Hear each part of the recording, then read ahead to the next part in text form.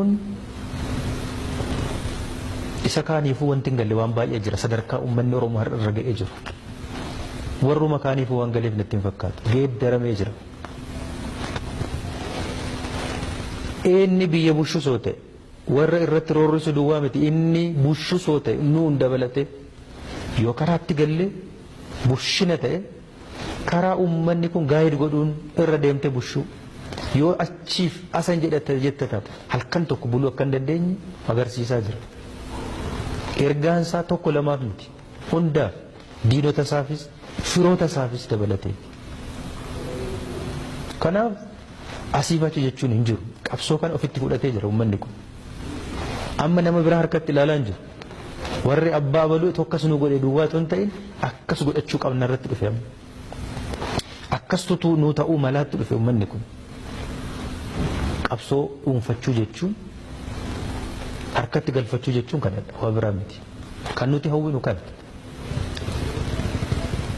Abbaa qabsoo kana uummataan gahuudha miti hawwiin keenya. Uummaticha bira har'a waan gahaa jiru natti fakkaata. Kana cimsatee qabatee kan isaa hojjetu qabatee jajjabeessee bira dhaabatee kan isa irratti hojjetu immoo halkan tokko ta'uun bushiin akka inni iddoo isaa qabatu taasisee waan isaa fayyadu akka hojjetamuu fi karaa itti agarsiisa. Kan inni biraa karaa isatti agarsiisu otoo hin ta'in har'a immoo karaa itti agarsiisee warra isa bushuu mataa isaa eenyu keenyaan karaa itti agarsiisee akkasitti kana naa hojjedhaa jechuu danda'utu irra jiraata. Kana immoo jalqabeera. Injifannoo guddaan kana qabsoo dhuunfachuun kana mirga dhuunfachuun kanadha. Waan ta'eef kun abdii hunda keenyaati. Wabiin keenya kanadha.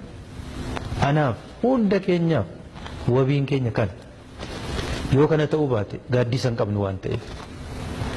Yoo kana ta'uu baate gaachana waliin taane warra gaachana taanee du'arraa badiirra wal hambisnu otoo hin ta'in titiisa walirraa oofuu hin dandeenyu gaafa diigamu.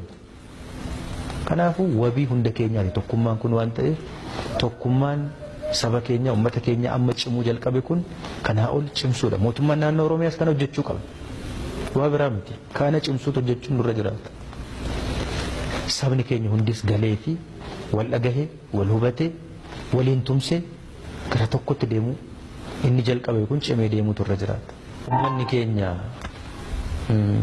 kuma hamma kanaan ga'u yeroo buqqa'u maaltu ta'e jedhee dhaabatee otoo hin ta'in hatattamaan gargaarsa maaliitu isa barbaachisa jedheef hundi wal faana tumse.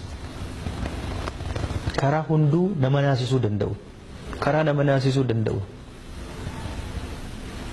Bira dhaabateetu jajjabeesse uummata buqqa'e kana.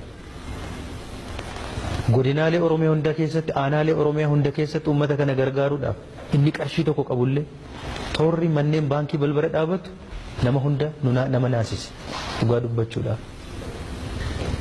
Tokkummaan sabni Oromoo kanarratti agarsiise kan ajaa'ibsamuu qabudha. Dhugaa dubbachuudhaaf kan dinqisiifatamuu qabu hunda keenyallee kan boonse. Uummata buqqa'ee duwwaa miti. Uummata Oromoo hunda kan boonse abdiitti horedha.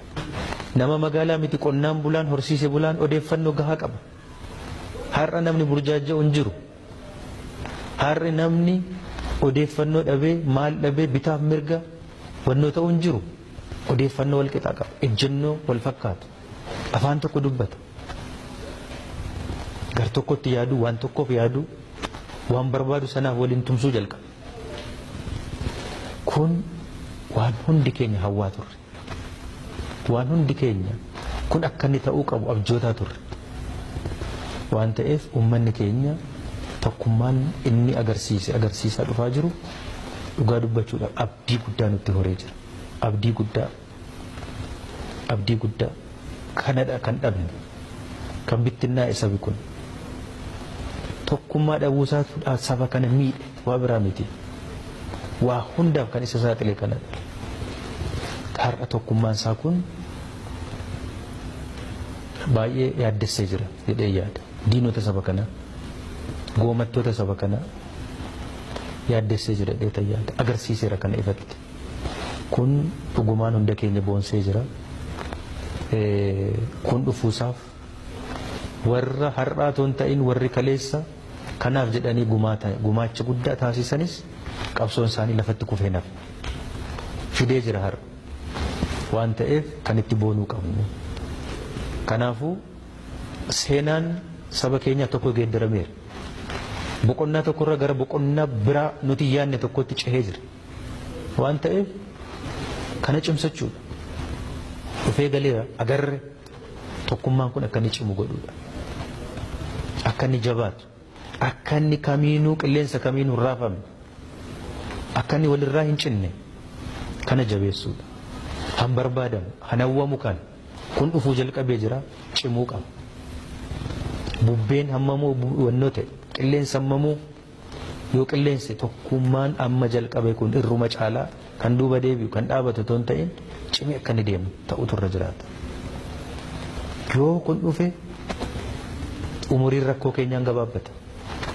Umuriin gadadoo keenyaan gabaabbata. Kana duwwaadha falli keenya waan ta'eef nuti isa hojjenne. Beekaan Oromoo isa hojjete. Manguddoon Oromoo isa hojjete. Kana cimsuu turra jiraata. Kun jabaachuu qaba. Yoo tokkummaan kun cime inni itti roorrisu